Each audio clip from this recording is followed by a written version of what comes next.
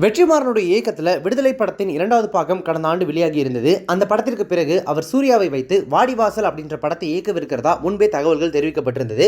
ஆனால் சில காரணங்களால் அந்த படம் தாமதமாகிறதுனால அந்த படத்திற்கு பதிலாக வெற்றிமாறன் சிம்புவை வைத்து வேறொரு படத்தை எடுக்க போறதா பேசப்பட்டது.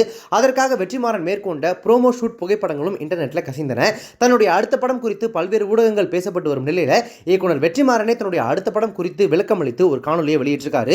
அதில் அவர் என்ன சொல்லியிருக்காரு அப்படின்னா, என்னுடைய அடுத்த படத்தை சார் தயாரிக்க இருக்காரு, அதுல சிம்பு நடிக்க இருக்காரு. நீங்க என்னுடைய அடுத்த படத்தை பத்தி கேட்டீங்க, அதற்கான பதில் இதுதான். எழுத்து பணிகளில் ஏற்படும் தாமதங்களாலையும் தொழில்நுட்ப காரணங்களாலையும் விலங்குகள் மற்றும் நடிகர்களின் பாதுகாப்பு கருதியும் வாடிவாசல் திரைப்படம் உருவாகுவதற்கு கொஞ்சம் நேரம் எடுக்கிறது.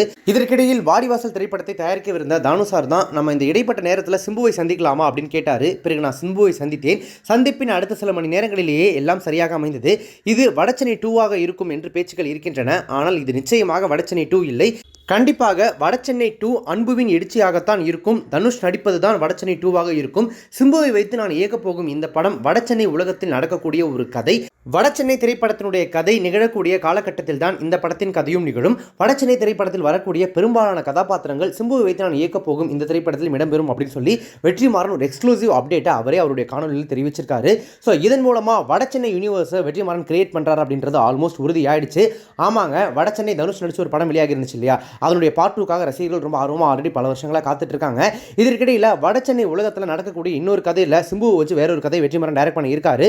ஸோ ஒட்டுமொத்தமாக பார்க்கும்போது கண்டிப்பாக வடச்சென்னை யூனிவர்ஸ் கிரியேட் பண்ணி அதில் தனுஷ் சிம்பு இவங்களெல்லாம் கொண்டு வந்துருவாரு. ஸோ ராஜன், அன்பு இவங்களெல்லாம் தாண்டி சிம்புவோட கேரக்டர் என்னவா இருக்கும் அப்படின்னு தெரிஞ்சுக்கிறதுக்கு ரசிகர்கள் இப்போவே ரொம்ப ஆர்வமாக இருக்காங்க.